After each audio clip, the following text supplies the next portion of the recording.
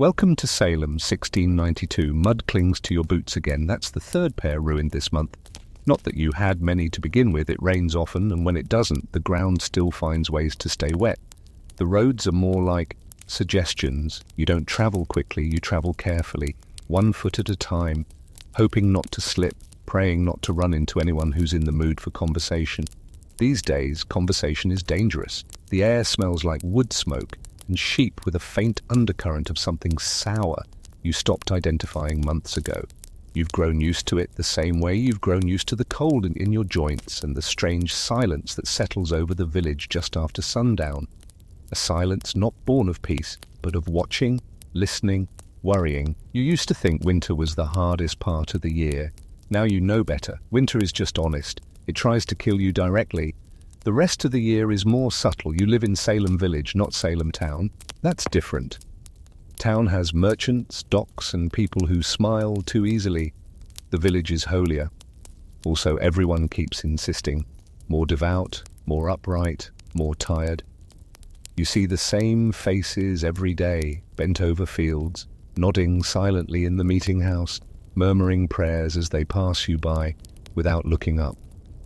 Nobody wants to be seen looking. Nobody wants to be the last person to hear the newest whisper. Gossip is safer when it comes from someone else's mouth. Your house is small. Most are cold, with a roof that leaks only when it rains, which is to say, often. The hearth is the only real source of heat, and the firewood supply is an ongoing exercise in hope. You sleep under 3 layers of wool, 2 of which smell faintly of mildew, and 1 of which used to belong to your aunt before the fever took her. You've stopped minding. Everything here smells like something else. And all of it smells like God has been testing you for years and hasn't found a reason to stop. Church is not optional. It is not uplifting. It is not soothing. It is long, cold, and full of shouting. Reverend Paris stands in the pulpit like a man trying to win an argument with Satan directly. His sermons are fire and judgment and eyes that seem to rest just a little too long on certain people. He does not smile. You are not supposed to either. Laughter is not holy. Laughter invites questions, and questions invite suspicion. God sees everything. This is not a comforting thought. It means your thoughts are never private. It means your doubts are already known. The devil sees too, of course. But unlike God, he tends to act on his observations. That's what they say, at least. That's what they preach. That the devil is always near, looking for a way in, a cracked door, a rebellious child, a woman who knows too many herbs, a man who skips church twice in a row, a neighbor who doesn't flinch when others do. You try to be good. Everyone tries.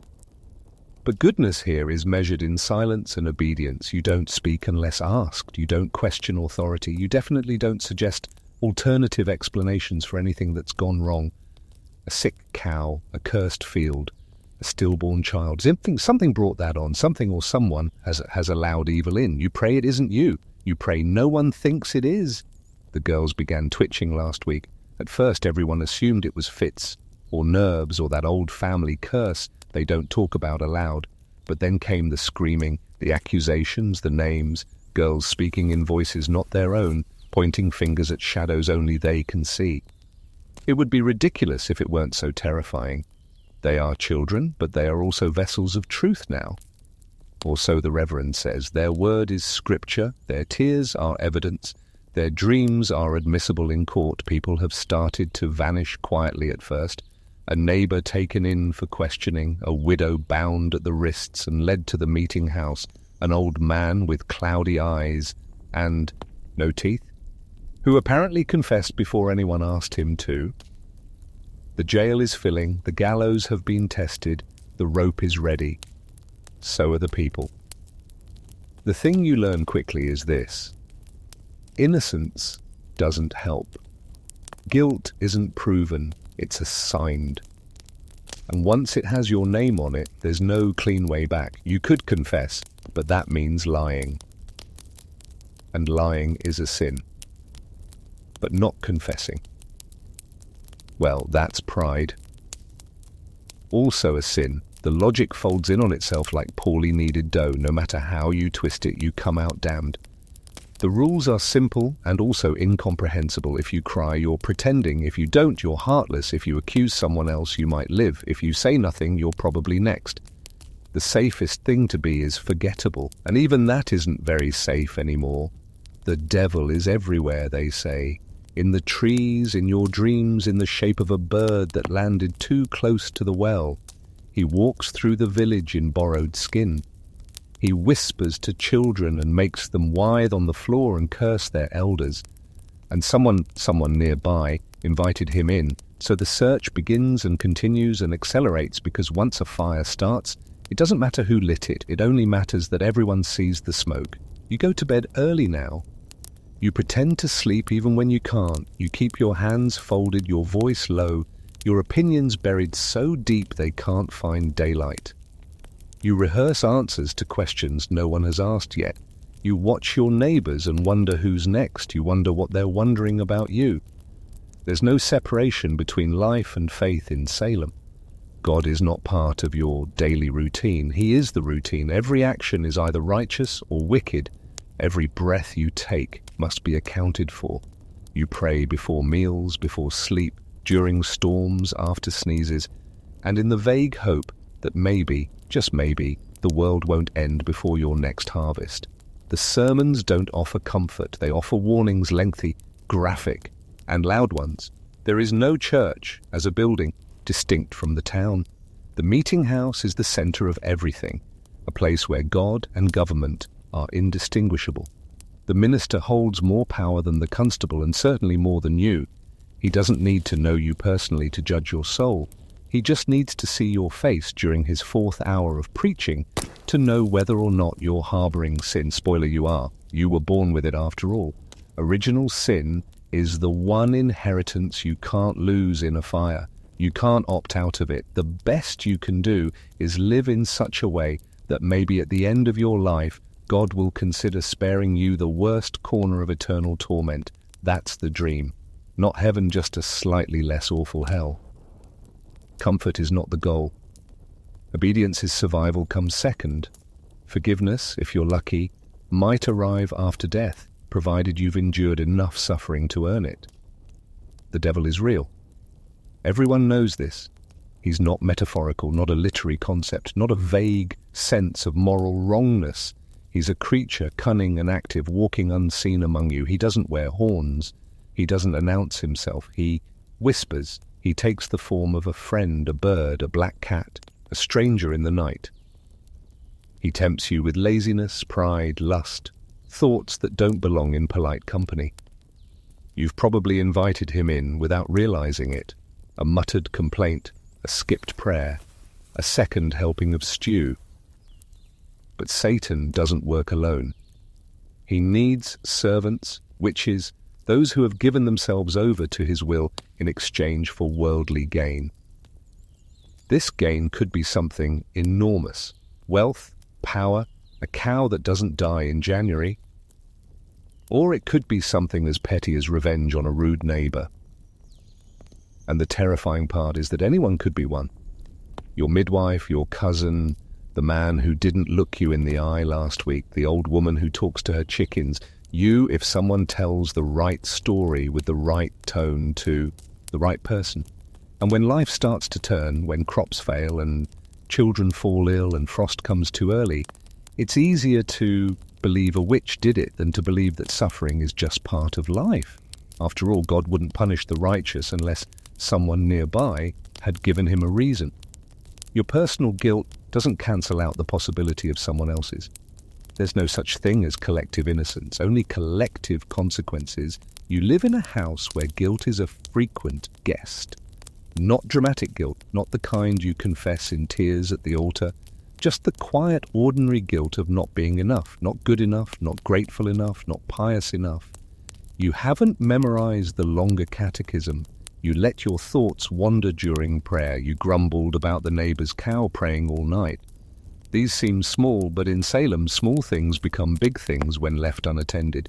And even thinking too much about yourself, your wants, your fears, is pride. And pride, well, that's practically a handshake with Lucifer.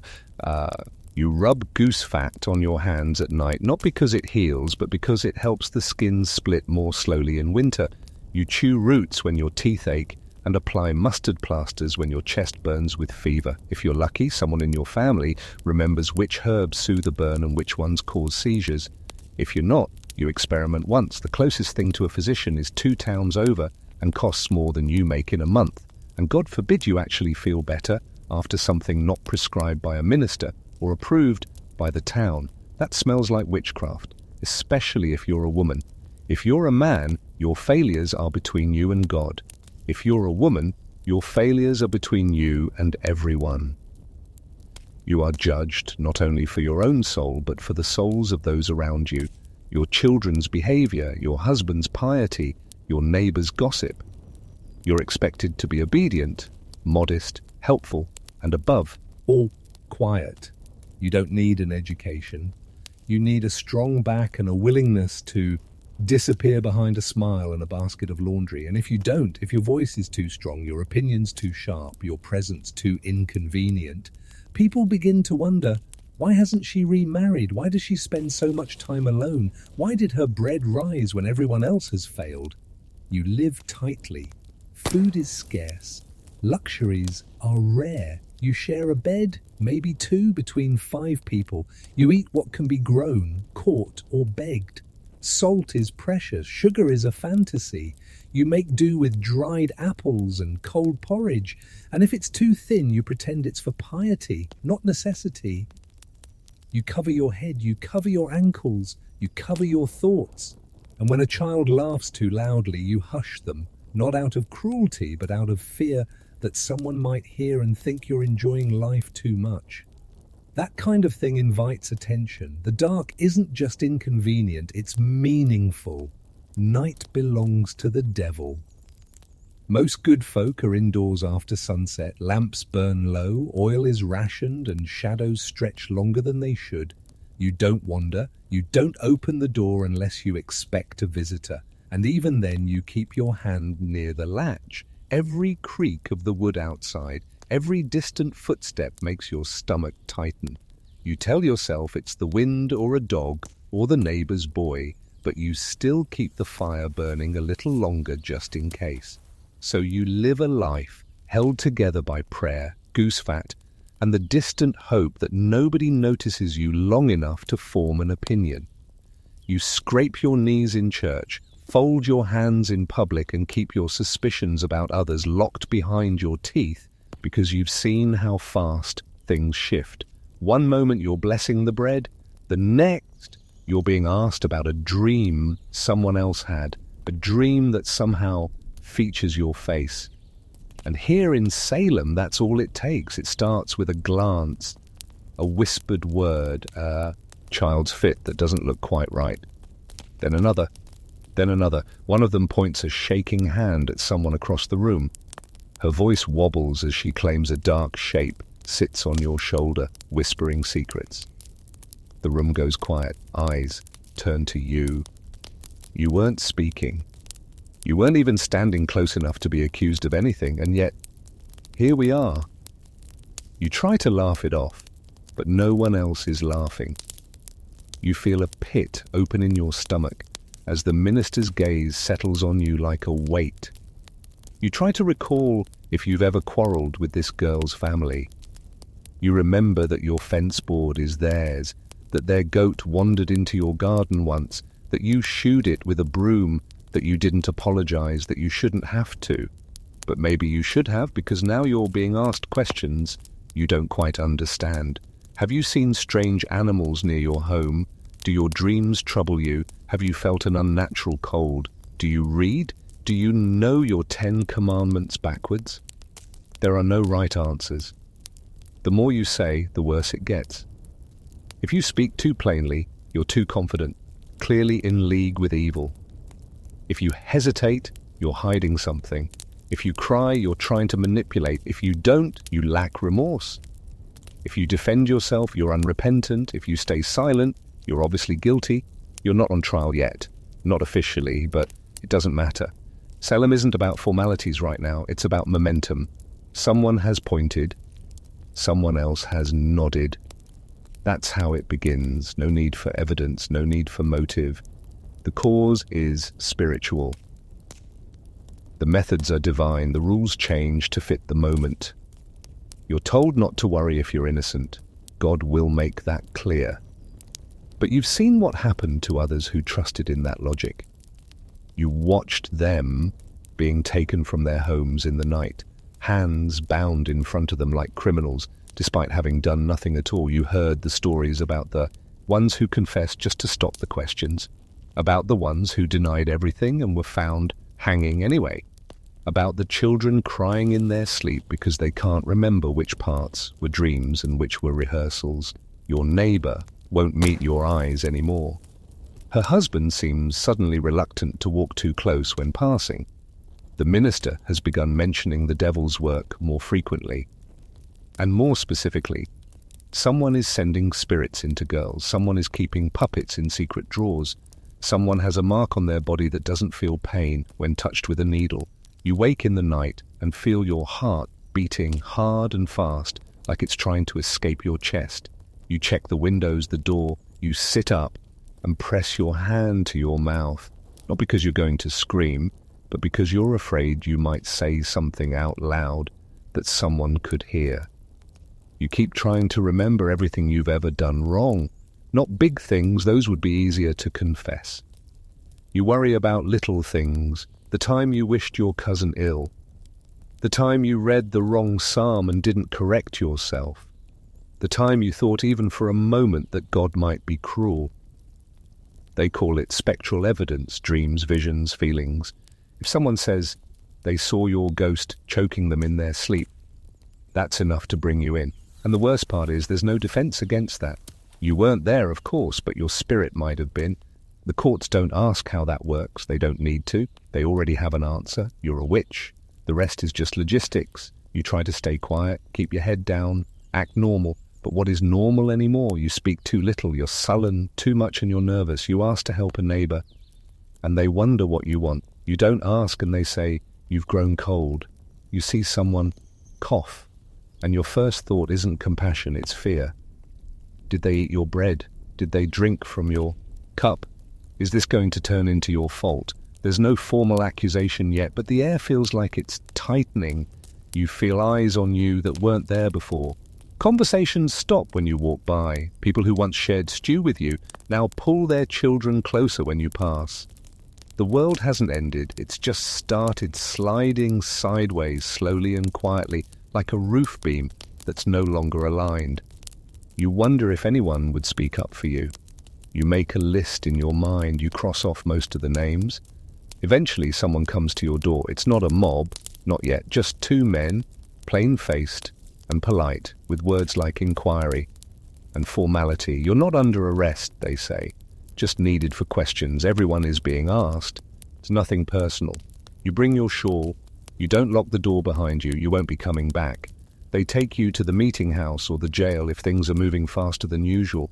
Either way, you're placed in a chair, surrounded by faces you've known your whole life, and asked to explain why someone dreamed about you with glowing red eyes. You say you don't know. They write that down. You say you've never harmed anyone. They write that down too. You say you're innocent. And someone begins to convulse on the floor, screaming that your shadow is clawing at their throat. You don't move, you don't breathe, you wait for the moment to end. It doesn't. Another girl joins in, and another. It's a performance, but not one you can critique. It's real because they say it is. Because everyone else believes it is. Because no one wants to be the one who doesn't believe. Because doubt is dangerous, because they're scared. And fear always demands a villain. You're given one final chance. Confess, and perhaps you'll be spared. Deny it, and you'll hang. You open your mouth, you try to speak. But the words don't come easily, because none of the choices are safe. None of them are fair. None of them even resemble justice. You're not being tried for what you've done. You're being tried for what people feel when they look at you, and whether those feelings match the mood of the room. You want to believe this will pass, that someone will come to their senses, that the storm will burn itself out. But you've lived here long enough to know once someone says the word witch, no one hears anything else. You've been accused, which means you're already guilty.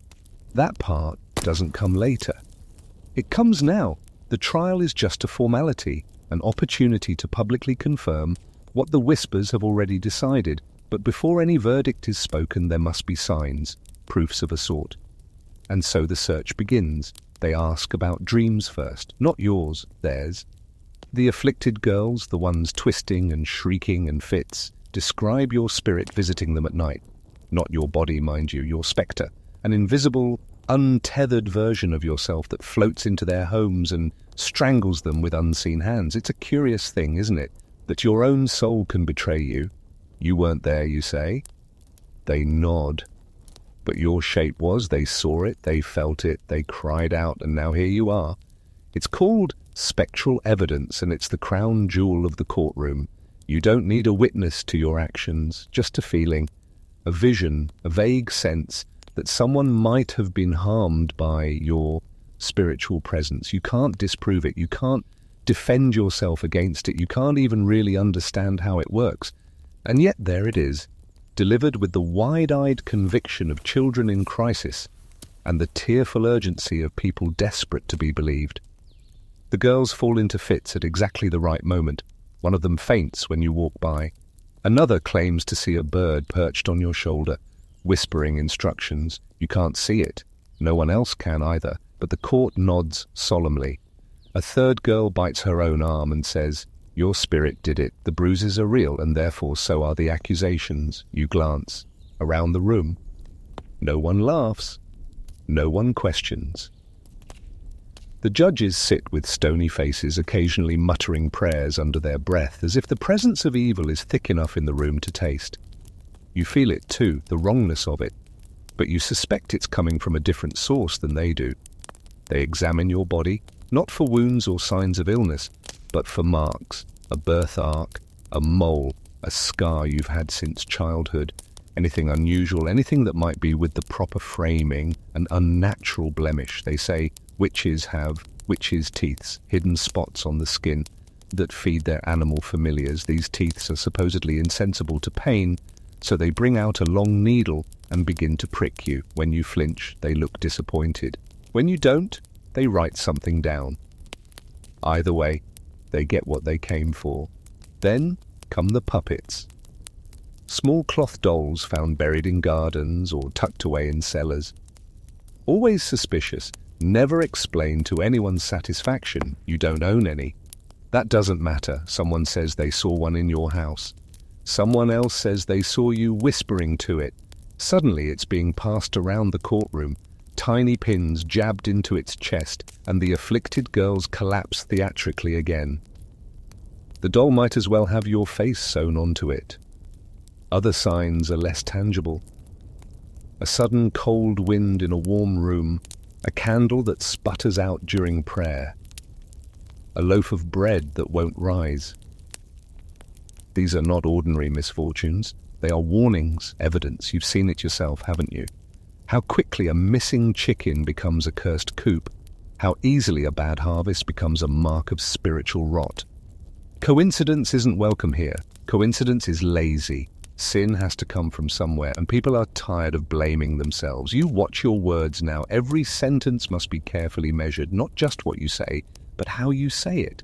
If you sound too defensive, you're hiding something. If you stay too calm, you're not grieving properly. The safest thing to do is cry, but even then your tears will be judged for their sincerity. People are very good at spotting lies when they've already decided that's what you're telling. The girls speak in tongues sometimes, their bodies bend at impossible angles. They names slowly, dramatically, with pauses that feel rehearsed. It doesn't matter if you've never met them. It doesn't matter if you live 5 miles away and rarely speak. If they say your name, that's enough. You are now part of a network of evil, a spiritual conspiracy stretching across farms, homes, and generations. Even your silence is used against you. The Bible says that the wicked flee when no one pursues, so if you seem nervous, you must have something to hide. If you tremble in the presence of the court, it's fear of divine judgment. If your voice shakes, it's guilt. If you make eye contact for too long, you're trying to charm them. If you don't, you're defiant. Every reaction is preloaded with meaning. You're not speaking to judges, you're speaking to interpreters of your soul. And then there are the confessions. Not yours, not yet, but others. Desperate, broken people who finally said yes, just to make it stop. Who invented names under pressure. Who lied because the truth offered no exit. Those names become new accusations. Sometimes they say your name too. You hope it's by accident. You hope they didn't mean it. You hope they didn't even know what they were doing. But it still counts. You hear them speak of covens, secret meetings in the woods, flying through the air on sticks or goats, packed, sealed in blood, or strange ointments, kissing the devil's book.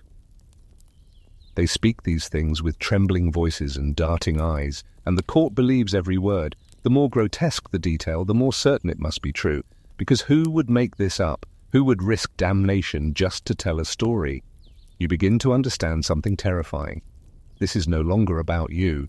It's about what you represent. You're a vessel now, a symbol of everything wrong with the world, a scapegoat in human form.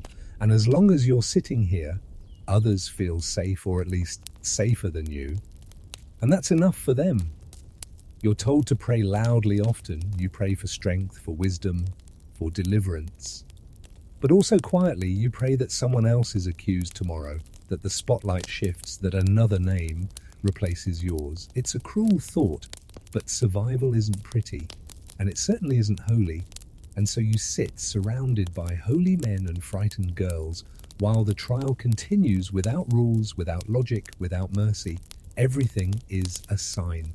Everyone is a witness, and the evidence is everywhere, especially when it isn't. There's no warrant, no dramatic shouting or chase through the woods. You don't wake to find a noose around your neck or a mob with torches outside your door. It's quieter than that. It always is. Your arrest begins the way so many things do in Salem, with a rumor, a glance, a question said too loudly in the wrong room. And then someone knocks. The constable arrives on foot, flanked by a witness or two who can confirm that yes, you do live here, and yes, this is the right person. He doesn't explain much. He just reads a line or two from a folded paper. Nothing official, just something scribbled by the magistrates. It names you. It says you've been accused, that's all. No explanation, no proof, no specifics, just a single haunting phrase. Strong suspicion of witchcraft. You don't resist. That would make things worse.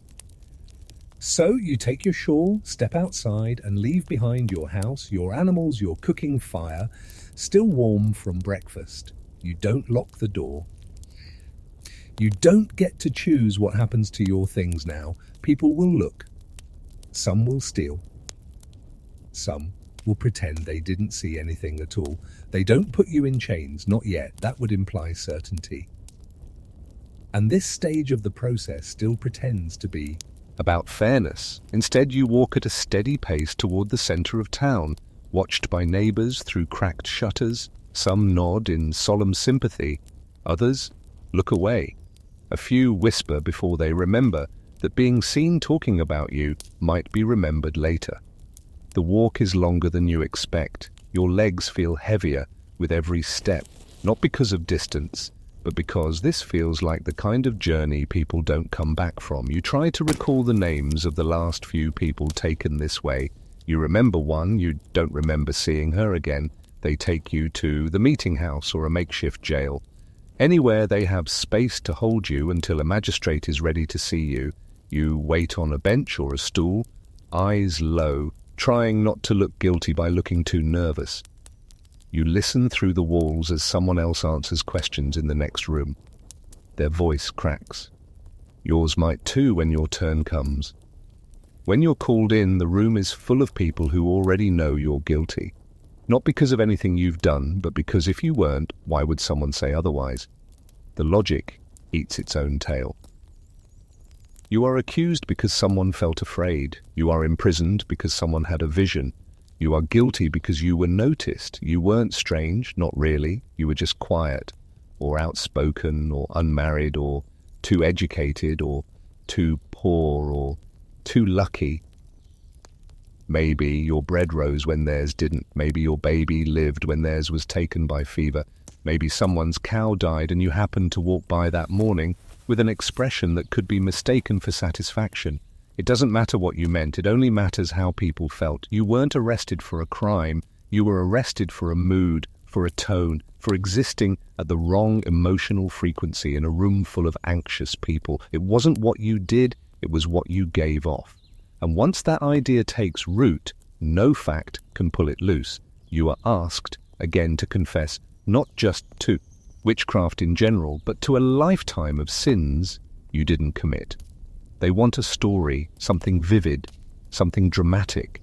They want detail, even if it's invented, especially if it's invented. The more surreal, the better. Did you ride a broom? Did you meet the devil in the forest? Did he take the shape of a dog or a handsome stranger or your dead husband? Don't worry. If you can't think of something, they'll help you remember.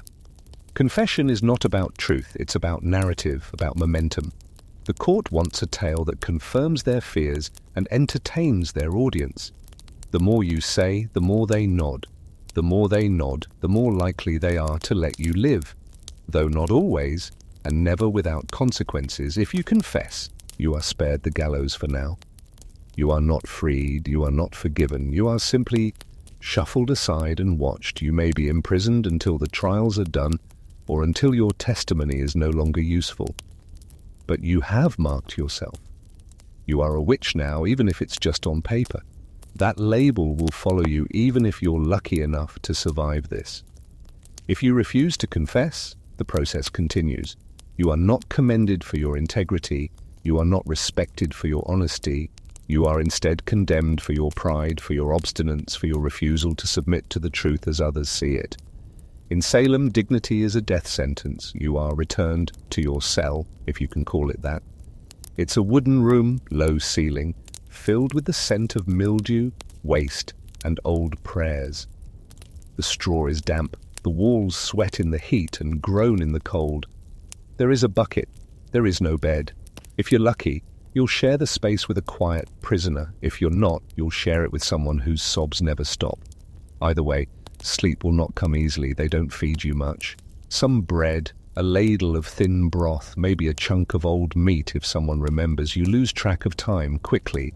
The light through the slats doesn't give much away. Sunday comes and goes without sermons. No one reads you scripture now. That kind of comfort is reserved for the living and the blameless. You are neither. The constable visits occasionally to pass messages or just to stare. You try to ask questions. Sometimes he answers, sometimes he doesn't. You learn to stop expecting clarity. This isn't a system. It's a mood ring with a gavel. You get whatever version of justice the town is feeling. That day, you think about the people who might speak up for you. Then you remember they haven't. You think about the last time someone asked how you were. Then you realize they probably weren't really asking. You wonder what you could have done differently. Then you remember nothing. This isn't a punishment for what you did. It's a performance, a theater of fear. And you've been given the starring role, whether you wanted it or not. And so you wait in a room that wasn't built for comfort among people who weren't trained for mercy under laws that weren't written for fairness. Your name will be discussed again soon, probably in a room full of people you once called neighbors. They'll weigh your soul like a sack of flour, poke holes in your past, and decide if your neck deserves rope. And you won't get to speak for yourself. Not really. The jail isn't what you pictured, if you ever dared to picture it at all. It's not a stone fortress or a looming dungeon. There are no bars polished by generations of desperate hands, no iron doors groaning with menace. It's simpler, rougher. A room, really, maybe part of a barn or a cellar. The walls are made of warped timber that leans slightly inward, as if even the building itself has grown weary of holding in the accused. You don't get your own space. There's no privacy, no division, no attempt at human comfort. You are herded together with others, women who were once your neighbors, your midwives, your acquaintances in the pew behind you. They sit in corners or crouch along the floor, wrapped in whatever scraps of fabric they were allowed to bring. Some whisper prayers, others humlessly, as if trying to keep their minds from slipping sideways. The smell is the first thing you notice. It's thick, sour, and constant sweat, rot, human waste. There's no proper latrine, just a bucket in the corner that overflows more often than it's emptied. The air doesn't move. Light comes through one small window, high up on the wall. Its glass warped and smudged with months of grime. When the wind howls outside, it creeps in through the cracks, bringing with it a sharp cold that settles into your bones and stays there. You're given shackles, not heavy ones, not yet, but enough to pinch your ankles if you move too quickly. The metal is rusted and cold, and it clinks when you shift. It reminds everyone you're not a guest, you're property now. One step above livestock, 2 steps below mercy. You weren't violent, you didn't run, but the chains are a statement, not to you, to them. A reassurance that order is being kept, that the devil is being managed one link at a time. There are rats, of course there are. You hear them at night skittering across the beams, slipping into the straw, brushing against the edge of your skirt. You try not to react. Movement draws attention. And in here, attention is the last thing you want. You share the space with women who mutter to themselves, who twitch, who scream in the night as if chased by something only they can see. Maybe they are. Maybe you're next. You're not allowed visitors unless someone asks permission. Most don't. If they do come, they stand across the room. They don't step forward. They ask how you are, and you lie. You say you're strong. You say you're praying. You say God has a plan. Then they leave, relieved to be on the right side of the door, pretending the stench won't follow them home. You're fed technically a heel of bread, a scoop of something that was probably stewed 2 days ago. It's cold. By the time it reaches you, ladled into a wooden bowl that smells of mold and desperation. You eat quickly, but without joy. Food isn't pleasure anymore, it's survival. And even then it feels like a test. If you eat too eagerly, you're accused of gluttony. If you refuse, you're rejecting God's provision. You learn to chew slowly and make no sound. The guards say little. They aren't cruel, but they aren't kind. They're tired. You can see it in their faces.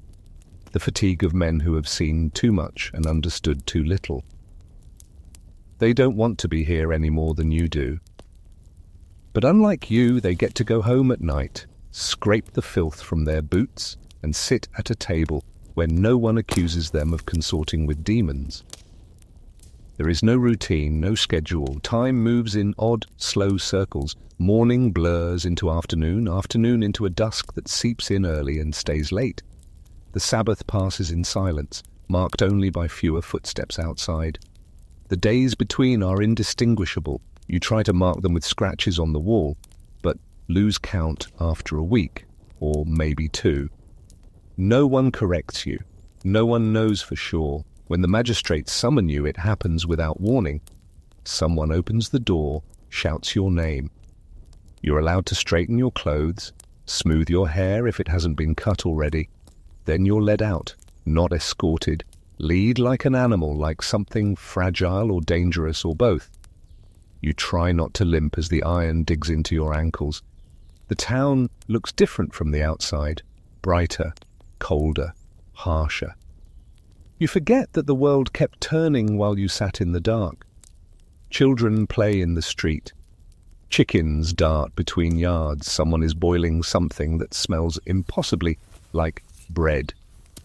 For a moment you resent them for living, for laughing, for believing they are safe.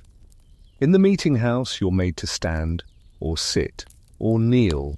It doesn't matter. The posture changes, but the outcome doesn't. The accusations are read aloud. You hear your name, followed by words like torment, spectre, and unholy congress. You wonder how many of the listeners believe it. You wonder how many need to. You're not allowed counsel.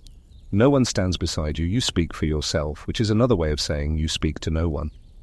The questions are framed as traps. They aren't meant to be answered. They're meant to be endured.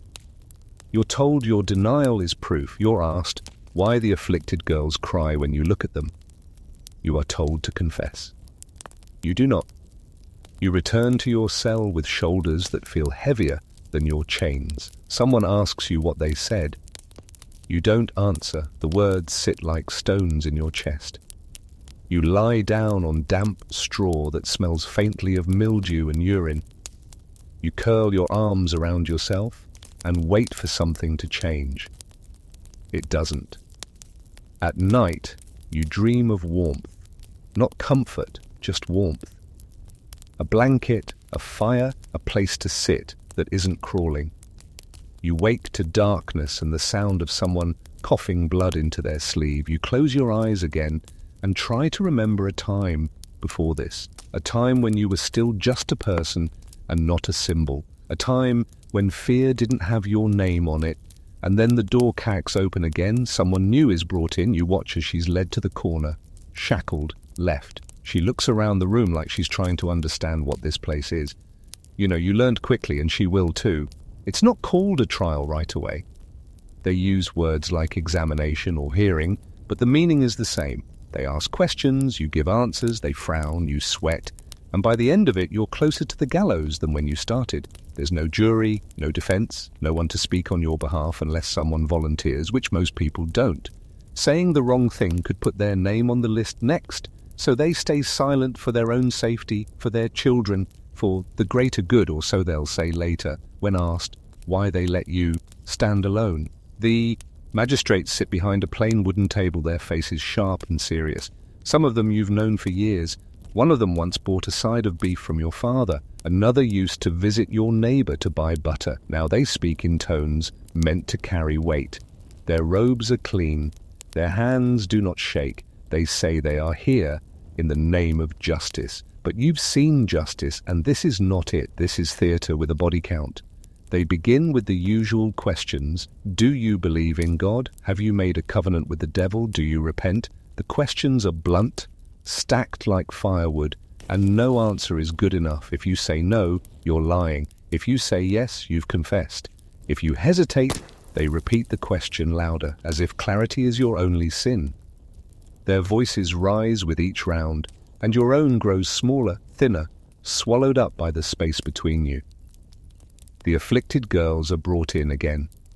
They arrive in clusters, pale and trembling, already mid-fit before you so much as breathe. One of them falls to the floor, screaming that your spirit has entered her. Another clutches her throat and says she can't breathe when you look at her. A third convulses so violently she knocks over a stool. None of them touch you. None of them need to. Your presence is the proof. They ask you about your dreams. They ask if you've flown, if you've attended meetings in the forest, if you've seen black dogs or cats or birds that speak in human voices. You say no. They ask again. You say no. Again, they raise their eyebrows and write something down, and her refusing to confess is prideful.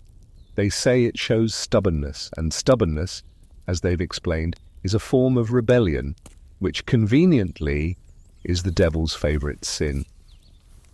Then they ask about the others. They want names. Anyone who's tempted you, anyone you've seen in a dream, anyone who seemed odd, distant, a little too quiet at a prayer meeting. Doesn't matter if it's true. What matters is that it's useful. Every name adds to their net. And if you give them one, they might let you go. Not home, not free, but out of the courtroom, back to your cell, your head still attached to your shoulders. For now, you think about it. Of course you do. You think about that woman 2 houses down, the one who scolded you in the marketplace, the one who looked at you strangely during the last Sabbath. You think about how easy it would be to say her name, to push the spotlight a few feet to the left, but something in you won't move. Or maybe it's already broken. Either way, you stay quiet for now. The crowd watches, but they do not speak. They nod occasionally. They murmur at the right moments. They look at you with the same expression people wear at funerals. Something between sympathy and relief. They're not here to help you. They're here to make sure they're still safe. Watching your trial is like looking into a mirror and seeing their own worst fears reflected. And as long as you're the one chained to the floor, they get to pretend they're righteous. You're told to recite the Lord's Prayer. This is considered an excellent test of innocence, which is allegedly can't do it. So, you begin. The words are familiar. You've known them since childhood. But your voice shakes. You stumble. Not because you don't believe, but because your mouth is dry and your hands are shaking and the girls are screaming and someone keeps whispering your name like it's already carved on a headstone. You finish the prayer somehow. They don't congratulate you, they say nothing. One of the judges coughs and writes something in a ledger. The moment passes. You're still guilty.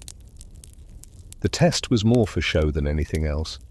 Just another box to check on the way to your sentencing.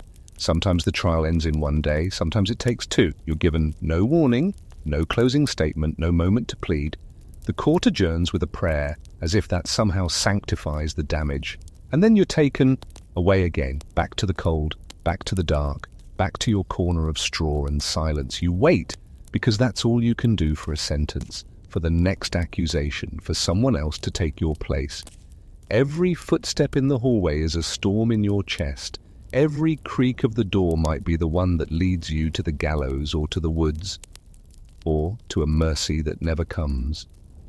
Outside the courtroom, your name spreads like smoke.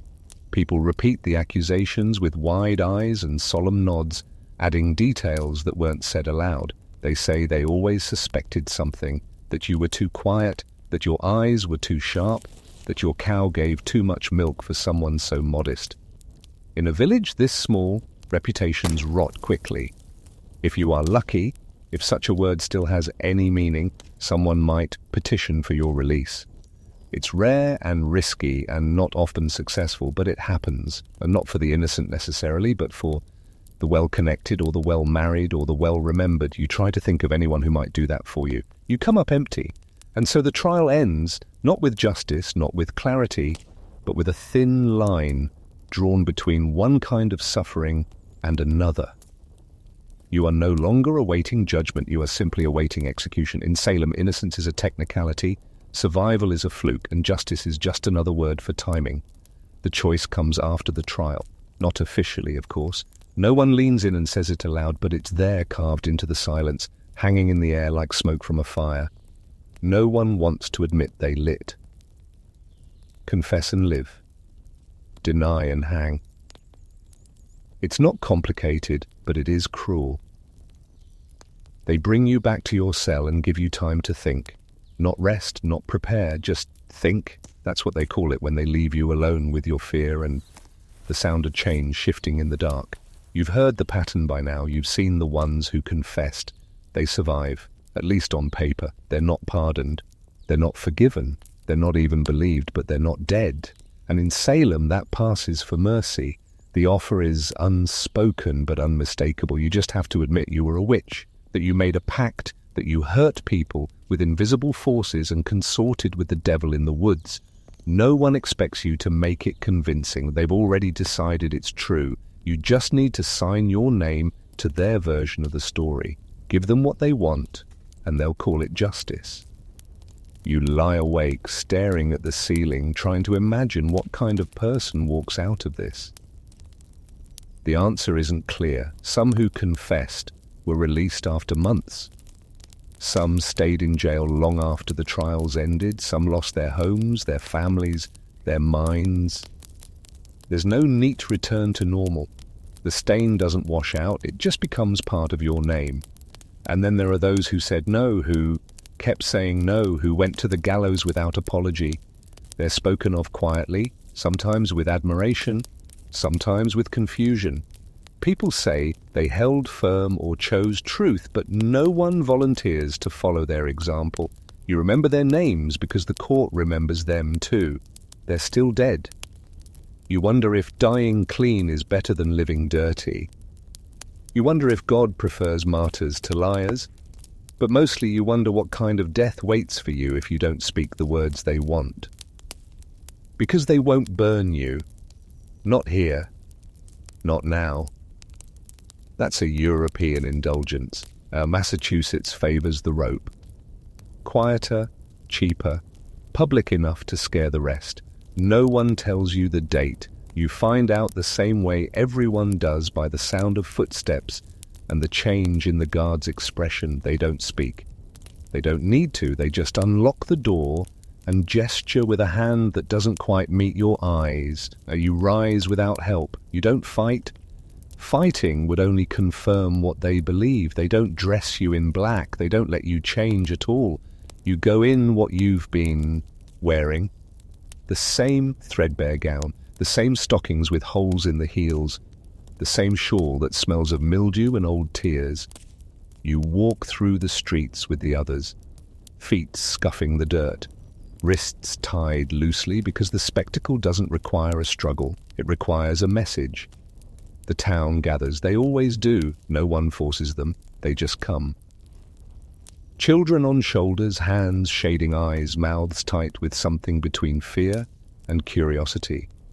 Some people cry, some whisper, some stand very still as if trying to will themselves invisible. You know the feeling. The gallows are nothing special. A frame of timber, a step, a beam. The rope dangles casually like it isn't waiting for a throat. The executioner is a man who used to mend shoes. He looks tired, not guilty, just tired. The ministers are already there, waiting with scripture in hand, ready to speak of repentance and salvation and the eternal justice of God. They ask again, one last time. The offer is still open. Confess now. And the noose comes off. You will not be free, but you will be alive. You could be returned to jail, or held under house arrest, or simply left to rot in someone else's barn, but your body will keep moving. That's something. You look at the crowd. You look at the sky. You think about the names they forced from other mouths. You think about the neighbor who stopped visiting, the friend who never wrote, the family who said they believed you, but not loudly enough to matter. You think about the devil and how ridiculous it is that anyone ever believed he had time to attend secret meetings with tired farmers and overworked midwives. You say nothing, or maybe you speak. Maybe you say you're innocent calmly and clearly, knowing it will make no difference. Maybe you say you forgive them. Maybe you stay silent. It doesn't matter. The outcome is already stitched together like the hem of a funeral shroud. The rope waits. They place the noose around your neck like it's a necklace. Not roughly, not kindly, just matter of fact. You step forward when told. You breathe in the sharp scent of wood and dust and the faint tang of iron in the air. The crowd holds its breath, not out of grief, out of etiquette. You don't fall far. The drop is short, designed less for efficiency and more for endurance. The body kicks. The rope cacks. The crowd watches. No one cheers. That would be in poor taste. This is a religious act after all. Later they will speak your name again in sermons, in stories, in court records. They will say you are convicted of witchcraft, that you died unrepentant, that your soul is in God's hands now. They will not say the evidence was imaginary or that fear makes fools of everyone. They will not say that what happened was wrong, because that's not what trials are for. They are not for finding truth. They are for making order. And in Salem, order is worth more than innocence. The hill isn't much to look at, not high, not wide, just a rise in the land north of the village where the trees thin out and the grass grows tall and stringy. You wouldn't have thought of it before. It was just a hill, too rocky for planting, too far from water, too exposed to be useful. Now it has a name, Gallows Hill, or sometimes more quietly, the Hangman's Hill. It doesn't have a fence, no gate, no markers, just the wooden frame standing alone near the crest, square and plain. The beam darkened by weather and what came before. It's not much of a structure. It doesn't need to be. People do the rest. The executions are public, but not festive. No music, no vendors, no cries of justice, just townsfolk gathered in quiet clumps, faces stiff, hands folded, eyes darting. No one ever knows quite how to stand or what to say. Some look away, some stare too long. Everyone leaves feeling worse, which is perhaps the point. They bring you here in a cart, not because it's far, it isn't, but because the walk would take too long, too much time for people to change their minds. Too much chance that the condemned might try something foolish like running or praying too loudly. So they load you in like wood for the fire, surrounded by men with flat eyes and sharper weapons. The journey is short and silent, except for the creaking of the wheels and the occasional cough from the man beside you.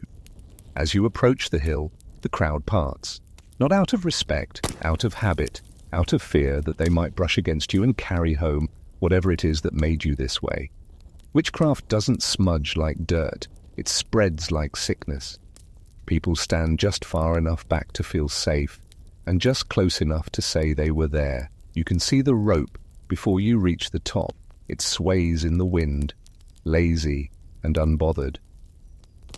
The noose has been used before. You don't know how many times you don't want to. It looks worn, familiar, like something that belongs here. There's no ceremony, no priest anointing your head, no final meal, just a minister mumbling scripture you already know by heart. And a man checking the knot like it's a pair of shoelaces. The executioner doesn't speak. He's not paid to speak. He's paid to make sure the drop is quick and the body doesn't twitch too long. He doesn't always succeed. The other prisoners watch from the cart. You glance at them briefly, see their pale faces and clenched jaws, and recognize the same thought in each of them. Am I next? You don't answer. You don't speak. There's nothing left to say. You're offered one last chance again, always one last chance. Confess now. And maybe you'll live, not forever, just a little longer. Maybe in a different cell. Maybe in chains somewhere else. Maybe until someone forgets you or remembers you inconveniently. But at least you won't be hanging. Not today. You shake your head, or you stay silent, or you say the words again, I am innocent. The crowd rustles, not because they believe you, but because they've heard it before. Everyone says it until they don't. The platform cacks beneath your feet. The wood smells of sweat and rain, and something faintly coppery. You think about the others who stood here, about how they held themselves, about what they saw in their final moments. You wonder if it was the sky or the crowd or nothing at all. They bind your hands, not tightly, not cruelly, just enough to make sure you don't try to hold on to anything when the floor disappears. You look at the minister, his eyes are closed. His prayer is for your soul, not your comfort. You think of your family, of what they'll say tomorrow, of how long it will take before your name becomes something they speak only in whispers. There's no drumbeat, no countdown, just a hand signal, a step back, a lever. The ground drops away, and for a second, just a second, the world holds its breath. The rope catches, your body jerks. The silence deepens, no one moves. The crowd waits longer than they need to. Not out of cruelty, out of etiquette. Leaving too soon looks disrespectful. But no one wants to linger either. So they shuffle away in pairs and small groups, murmuring words that no one will remember. The children are herded home. The older ones stay a few moments longer, glancing over their shoulders like they expect the devil himself to rise from the dirt and explain everything. Your body is left hanging, not for long, just long enough. The law doesn't demand it, but tradition does. A warning, they say, a symbol, proof that evil can be rooted out and punished, that righteousness has been restored, that God, at last, is watching favorably again. Eventually, you are cut down, not gently, not cruelly, just efficiently. Your body is wrapped in cloth and carried away. There will be no gravestone, no prayers, no consecrated ground. You are buried in an unmarked pit near the edge of the woods. Your name will not be carved in stone. It will be scratched into a page of court records and filed among others like it, lost in lists, numbers, and fading ink. You're not the first. You won't be the last. There are more trials coming, more accusations, more names. The fear hasn't passed. It's only learned to move faster. What matters is that the people feel cleansed for now. That they can return to their homes, to their prayers, to their fields, and tell themselves they did what needed to be done. No one will remember your eyes or your voice, or the way your hands trembled when they tied the rope. They will remember you as a witch, or as a warning, or not at all. The hill will stand quiet, unchanged. Grass will grow, the timber will rot, the wind will carry away the scent of judgment, and someday people will walk here without knowing what happened under their feet.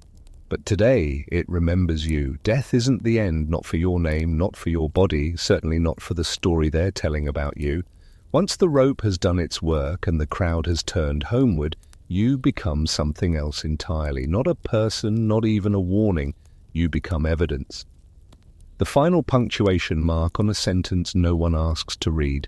Your body isn't laid out in a coffin. There is no procession, no mourners in black, no flowers, no minister's voice speaking solemn comfort to the living. You don't get those things, not when you've been convicted of witchcraft. Burials are for Christians. You supposedly are something else now. You don't deserve a proper grave. You get a hole in the ground and silence. They don't even always tell your family where the body is placed. Sometimes they bury it near the gallows, sometimes in shallow pits behind the jail. Sometimes they don't bury it at all, at least not right away. It depends on the mood, on the weather, on how many more they expect to execute in the coming days. You're not a person anymore, you're logistics. Your relatives might try to claim your body. Some do quietly after dark. They dig you up by lamplight and lay you to rest in secret, far from consecrated ground. No headstone, just a patch of disturbed earth under a tree. A place to visit, maybe, but only at night, only when no one is watching, because they're not just grieving you, they're surviving you. Being related to a witch isn't a good look. Even after your death, the association clings like smoke. Your husband, if you had one, might remarry quickly, not for love, but for reputation. Your children, if they're still in the village, walk with their heads down now. They speak less, they look older. You don't get to be remembered as a mother. You get remembered as a scandal. If your family speaks your name, they do it behind closed doors quietly, like a prayer or a wound. And if they don't, if they pretend you never existed, that's a kind of survival too. In Salem, forgetting someone can be a protective act, a kindness, a strategy. Meanwhile, the court records carry on without you. Your name is written down, crossed out, annotated. Your property is inventoried, item by item. It's amazing how fast your belongings become state concern. They list your spoons, your linens, your sheep, your pots. They make note of debts owed, favors remembered, land disputed. You are not survived, you are processed. Your house may be seized, sold, burned, or left to rot.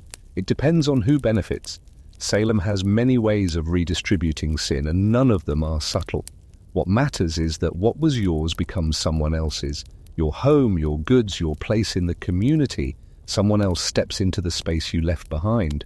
Like it was never yours at all, but you remain useful in a way. Your death justifies the rest. It affirms the system. It tells the village, yes, the witches are real. Look how righteously we dealt with them. You become a kind of proof, a fixed point in their moral compass. Your absence is used to comfort those still trembling with fear. They say the devil is weaker now. They say the afflicted girls are calming. They say the village feels safer. It isn't true, not really. The fear doesn't end. It shifts, it settles into new shapes, new names, new glances. The question is never, was she innocent? The question is always, who's next? Your trial is referenced for months. Pieces of it quoted, repeated, misremembered. Someone says, you shouted a curse. You didn't. Someone says you floated before they arrested you. You didn't. Someone else swears they saw you smile at the noose. Proof. They say that you were beyond redemption. No one contradicts them. The truth, as always, has no defenders. After a while, your name fades. It's not erased, just softened, like a stain on cloth that no one managed to scrub out, but eventually learned to ignore. Your execution becomes a date on a calendar, a page in a sermon, a lesson to be taught, though never in your favor. Children grow up hearing about what you did, not who you were. They learn the story without the humanity. Years pass, the panic cools, the trials end. Some people apologize quietly, carefully, not in court, and never in writing, just in private conversations, shared with the right kind of sorrow, the socially acceptable kind, full of regrets but not responsibility. They say it was a strange time. They say we didn't know better. They say it wasn't me. Decades later, the court reverses some of the convictions, not all, not yours. At first, just a few, the most famous, the most politically inconvenient. They call it reconciliation. They say it's healing. They pass laws that clear your name long after your children are dead. Your grave is forgotten, and your story has been rewritten by people who never heard your voice. In time, your name might appear on a monument, carved in stone along with others. It will say innocent. It will say victim. It will say never again. People will walk past it. Some will pause. Some will read. Some will feel something. But most won't know what really happened to you. They won't know the chill in the cell, the sound of the rope, the silence that followed. They won't know that you were afraid or brave or both. You become a symbol, a lesson, a warning, a name printed on a plaque that tourists visit in the fall. When the leaves are red and the air smells like cinnamon, they'll buy cider, they'll wear hats, they'll light candles, they'll call it history. You'll still be gone, and nothing about it will feel like justice. You may be dead, but the world doesn't end with you. It keeps turning, creaking forward like a cart with a warped axle. Air. The sun still rises over Salem. The cows still need milking. The fire still has to be fed. The village doesn't pause for grief. It barely slows down. Life here is a duty, and death, even yours, is just another burden to carry. Your family, if you had one, walks with their heads lower now. Not always out of shame. Sometimes out of strategy. It's easier not to be noticed, easier not to draw attention. Grief is dangerous when people are still looking for witches. Too many tears and you seem unstable. Not enough and you seem unbothered. There's a narrow space between suspicion and survival, and they're trying to live in it. Your children, if they're old enough to understand, learn quickly not to ask questions. The other children already know. They whisper things. They repeat what their parents say behind closed doors. The words witch's daughter or cursed blood carry weight. School lessons hit harder when your mother was on the scaffold. History becomes personal and dangerous. Your husband, if he still claims you, might speak up once briefly to say you were good, that you were godly, that you were misunderstood. Then he'll stop. It's not safe to mourn someone publicly when the village decided they were unholy. There's only so far love will go when a rope is involved. The safest thing he can do now is remarry and stop mentioning your name. Your house, once filled with ordinary noise, now holds silence. And silence doesn't stay silent for long. It gathers dust. It collects judgment. Someone will ask if they can buy it. Someone else will say they'd rather it was torn down. No one wants to live in a witch's home, but everyone wants to be sure no one else does either. Your friends, if they're still speaking, walk a careful line. Some might still believe in your innocence. Fewer will say so out loud. Most won't mention you at all. They'll say it was a tragedy, a misunderstanding, a necessary evil in a time of fear. That's how people process guilt, by pretending they weren't part of it, or by calling it something noble, something inevitable, something distant. And yet the others, still imprisoned, remember you differently. They remember the sound of your voice in the dark, the way you whispered prayers, the way you helped divide the crust of bread when no one was looking. They remember how you refused to cry in front of the magistrates, how you looked at the crowd, how your name was spoken at night with equal parts fear and awe. Some will curse you quietly in moments of weakness, for not confessing, for dying when they were still trying to live, for being braver than they are, or more foolish. It's hard to say which. They count the names scratched on the wall and wonder when theirs will be added, and whether anyone will remember the real person behind it. The jail is colder now. Your absence leaves a kind of draft, a hollowess in the room that no one talks about. New prisoners arrive. Some weep, some rage, some go very quiet very quickly. The old ones just watch. They've learned that fear ages the face faster than time ever could. There's a look you get after too long in the dark, a look your friends now wear. The afflicted girls continue their performances. Their fits become sharper, more elaborate. The names they offer come faster, like a wheel picking up speed. Your name is no longer useful, it's already been cashed in pay, but someone else's might be. The court still listens, still writes things down, still nods. No one wants to be the first to say enough. The ministers continue to preach. They speak of righteousness, of triumph, of purification. They do not mention your name directly anymore, but they mention your kind. The dangerous women, the discontent, the unholy, the ones who questioned or stayed silent, or didn't weep quite enough at the right time. The devil wears many masks, they say, and no one wants to be fooled again. Outside, the seasons shift. Autumn gives way to a bitter early winter. The fields liao, the trees go bare. People begin to speak more softly again. The number of new accusations slows, then stops. Not because the fear is gone, but because the village is exhausted. The jails are full. The gallows have been used too often. Even cruelty eventually wears people out. Some of the survivors will be released, not quickly, not cleanly. They'll be sent home with fewer teeth and more nightmares. Their families will receive them like broken tools, still technically useful, but no longer trusted. They will never be called innocent. They will simply stop being called anything at all. Others won't come back. They'll die in jail, not by rope, by cold or hunger, or grief that chewed its way into the lungs and never left. There will be no funerals for them either, just another body wrapped in a cloth, buried in dirt that won't remember the name. And the ones who never spoke up, who watched you hang and said nothing, they will live long, quiet lives. Some will change towns, some will stay and grow old. They will raise children who ask what happened during those years, and they'll answer the way people do when they want to forget. It was a strange time. Things got out of hand. People were afraid. No one will say we killed our neighbors to feel safe. No one will say we listened to children and silenced women and burned reason to keep order. They'll say it was the devil. They'll say we were misled. And they will believe it because believing anything else would mean admitting what really happened. And the truth, as always, is heavier than most people are willing to carry.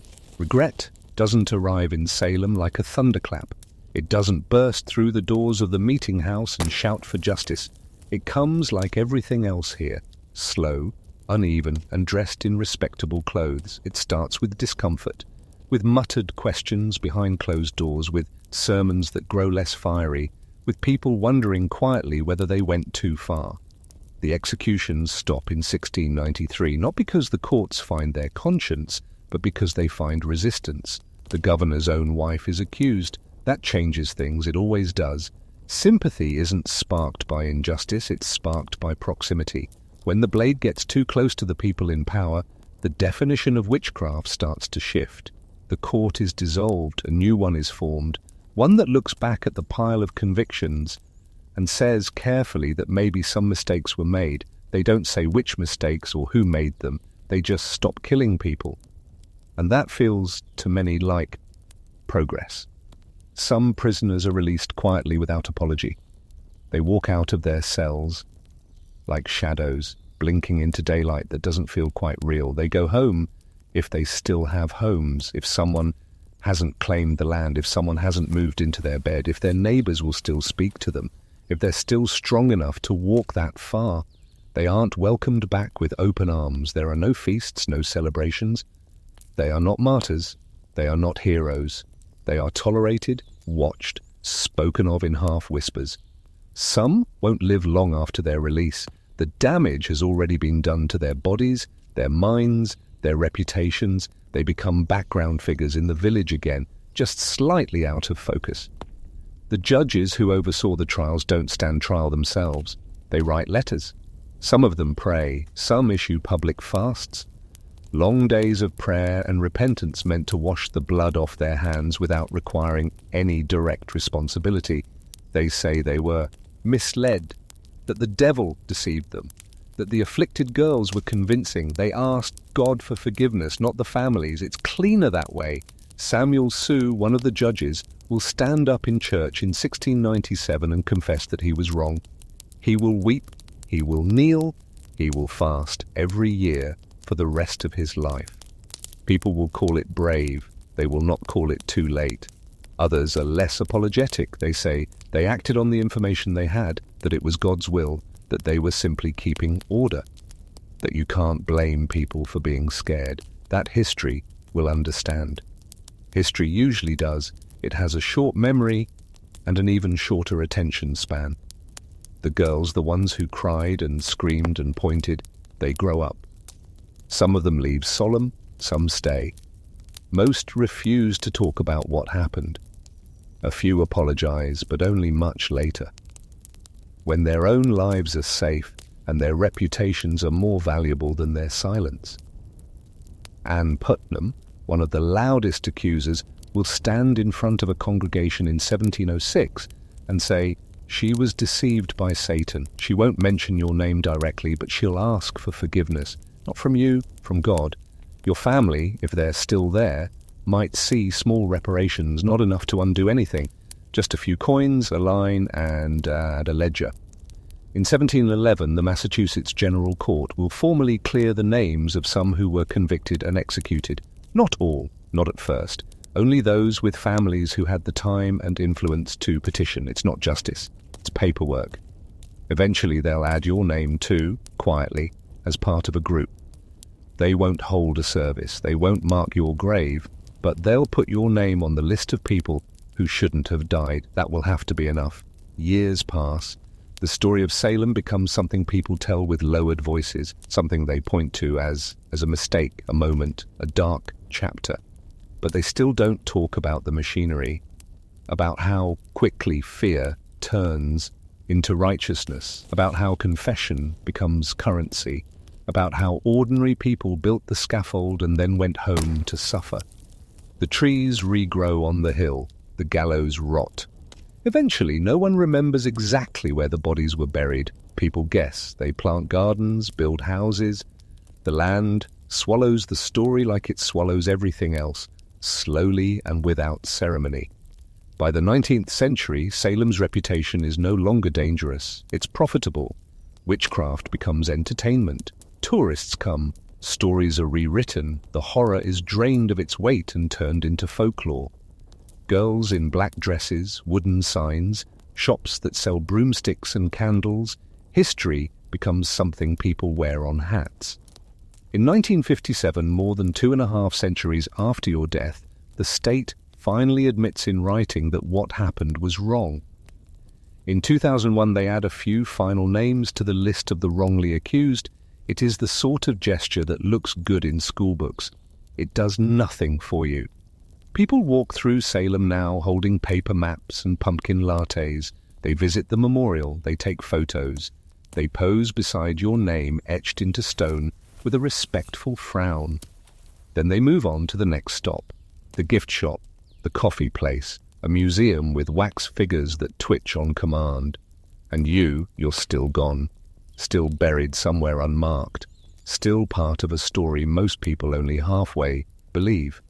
A lesson that's told with more irony than sorrow. Something to whisper about in October. Regret came eventually, but not with mercy, not with justice, just with time. And time, as it turns out, is a poor healer. It blurs the edges, softens the names, turns rope into metaphor, and suffering into spectacle. It gives people distance, and with distance comes comfort. But not for you. You didn't deserve this, not because you were perfect, not because you were sinless, not because you were more pious or patient or prayerful than your neighbors. You didn't deserve this, because no one did. Because guilt should not be assumed based on fear. Because pain should not be used as proof. Because being quiet or different or unlucky should never be enough to end a life. You were just a person, a tired, flawed, ordinary person living in an unforgiving time. You got up early, you worked hard, you prayed, you obeyed, you tried even when no one noticed, you had bad days, you snapped at people, you skipped the occasional church meeting, you rolled your eyes when someone repeated the same old sermon for the 3rd week in a row. But none of that made you dangerous. It just made you human. They said you were a witch, but what they meant was that you were inconvenient. You didn't fit neatly into the box they'd drawn for you. Maybe you didn't marry, or maybe you did and still didn't stay quiet. Maybe you lived alone or lived too loudly. Maybe your hands were good with herbs or your tongue too sharp. Maybe your garden grew when others failed. Maybe you healed someone when the doctor could not. You were noticed. That was your first mistake. You weren't targeted for casting spells. You were targeted because people needed a reason, a scapegoat, something to point to when the world didn't make sense, when crops died, when children got sick, when animals were born wrong, when their guilt bubbled up in the night and needed a face to attach itself to. You were accused because something had to break. And you were already standing near the fault line. They said your name in court, and everything changed. Suddenly, every cough you caused, every argument you'd had, every time someone saw you walking alone, all of it became evidence. A story formed around you that had nothing to do with you, a version of you that lived in other people's fear. One you had no control over, a shadow stitched together from superstition and regret. You weren't the only one. There were others, too many to count. Some older, some younger, some who confessed just to stop the shouting. Some who held on until the rope broke their silence for them. All of them caught in the same current.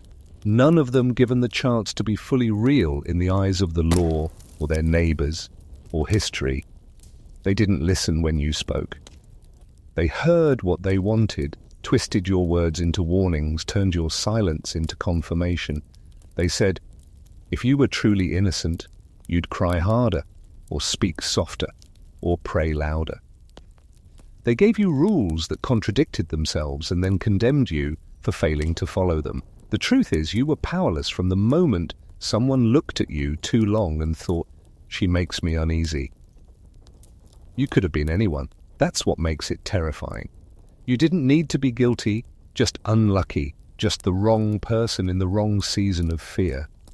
The wrong shape in a crowd of frightened people desperate to find the source of their suffering. They told themselves they were saving the village, that by accusing you, they were protecting their children, their souls, their fragile sense of order. And maybe some of them even believed that. Maybe that's the most frightening part, that they could kill you and still sleep at night. Convinced they were doing the Lord's work. You didn't get to explain, not really. You answered questions that weren't questions. You were examined, not heard, judged before you were even brought into the room, tried for things that happened in dreams, in visions, in stories, passed from one mouth to another until they became something solid enough to hammer nails through. And after it was over, after the rope or the cell or the fever, no one stood up and said, this should not have happened. Not until much later, when the smoke had cleared and the fear had lost its grip. They said they were sorry, but not to you. They said your name again, but not with warmth, just in lists, in ledgers, in legislation designed to tidy up the past. But your life wasn't a mistake. It wasn't a line in a file or a statistic carved into a plaque. You had thoughts no one ever heard, memories no one recorded, people you loved, things you hoped for, regrets, laughs, private jokes, nights when you stood at the edge of the woods and wondered if there was more to the world than this patch of dirt and fear. You were real and you were taken from it. You weren't perfect, you weren't a saint, but you were not what they said you were. You didn't hex livestock, you didn't consort with Satan, you didn't curse children or fly through the night or poison wells. You didn't ask to be remembered like this, as a warning, as a cautionary tale, as a ghost. You asked, if anything, for nothing more than to be left alone, to live quietly, to work, to think your thoughts in peace. But Salem didn't allow that. It didn't make room for people who lived on the edges. It didn't tolerate quiet defiance or loud honesty or anything in between. And so they took everything, your body, your name, your place in the world, and they justified it with the language of righteousness. But none of it was righteous, and none of it was deserved. They say, we learned from it. That's the line now, the phrase handed down through textbooks and tour guides and carefully scripted speeches. Salem was a tragedy, they say, a moment of mass hysteria, of religious extremism, of collective failure. But we learned, we moved on, we became better. It sounds good, it always does. When pain is far enough in the past that people can shape it like clay, they recite it like a charm against repeating history, as if simply acknowledging that it happened is the same as making sure it won't happen again. They tell the story now with softened edges. The scaffolding is still there, but the nails have been polished. They say it was fear, that people were ignorant, that they didn't know any better, as though fear makes cruelty more acceptable, as though ignorance makes injustice somehow neutral. They don't say it was convenience or power or profit or a convenient excuse to silence people who are inconvenient in the wrong ways. That part tends to be left out. The lessons are easy when you're not the one in the stocks, when you're not the one being examined for invisible sins, when your name isn't the one written in a ledger with a quiet flourish beside the word executed. They talk about how we've progressed, how modern justice is better, how the courts are fair now, how people don't get punished for things they can't prove. They don't mention that people still get arrested for looking the wrong way, still lose jobs for having the wrong name, still disappear behind doors where no one asks what happened afterward. Witch hunts didn't end. They just changed vocabulary. The trials grew quieter, the stakes became more subtle. Instead of ropes, they use rumors. Instead of dungeons, there are inboxes and empty offices and reputations that vanish overnight. The gallows are digital now and the crowd is larger.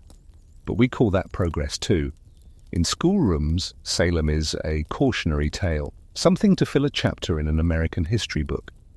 A symbol of what happens when logic is abandoned, when superstition rules. They teach it like a fable, as if the problem was belief in witches and not the deeper truth that people will believe anything if it helps them feel safe or powerful or right.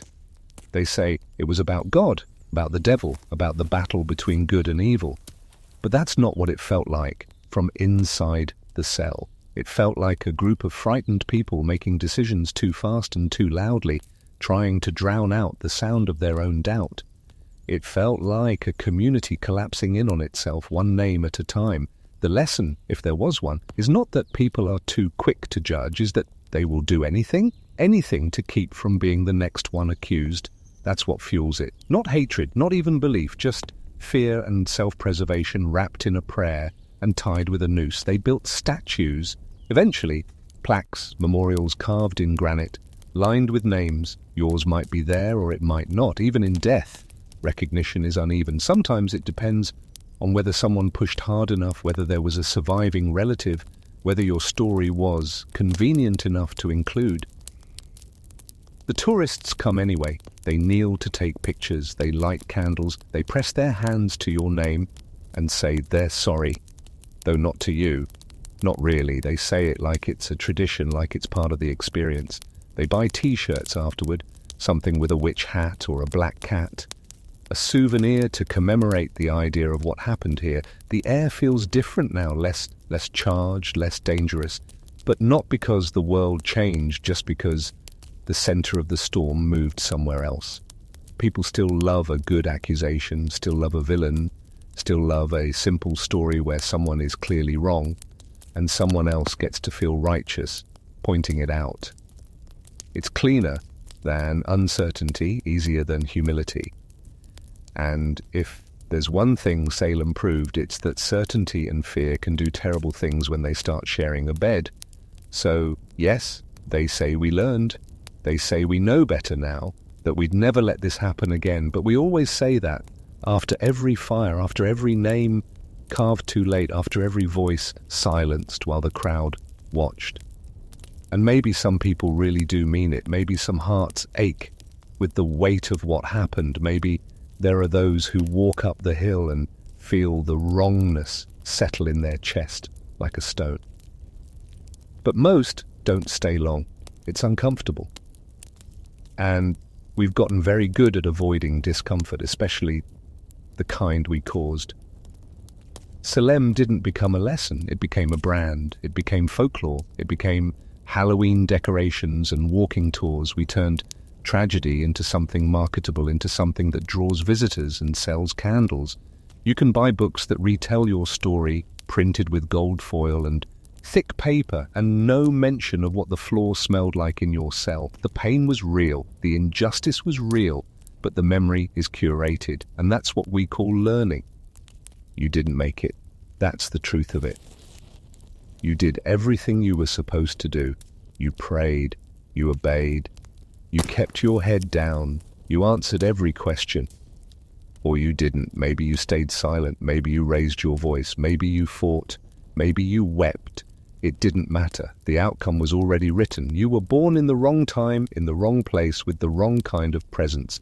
Too quiet to be forgettable, too strange to be harmless, too honest to survive the noise. And now your story ends where so many others did. On a hill with no marker, in a jail with no light, in a record book full of slanted ink and missing pages. But you were not alone.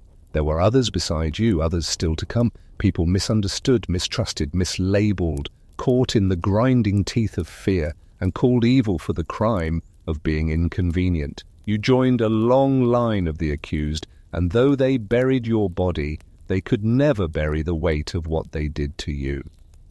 That weight still lingers in the stone foundations of the old meeting house, in the crooked fence line behind your garden, in the chill that creeps up the back of the neck on certain nights when the wind sounds a little too much like a whisper. People still speak your name, not always yours exactly, but one like it. A stand-in, a symbol, a figure. You became the witch in the cautionary tale, the one children dress up as, the one tourists search for in the fog. They don't know you, but they remember something, and maybe that's enough. So now, let the gallows grow moss. Let the ledgers turn to dust. Let the wrongs remain visible, unburied, unforgotten.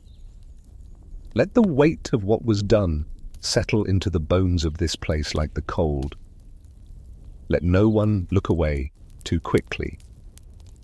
Let your story be told. Let it end with your own silence, not theirs. Close your eyes now. You don't have to run anymore. You don't have to prove anything. You don't have to be strong. The rope is gone. The crowd has left. The night is yours again. You did not deserve this, but you endured it.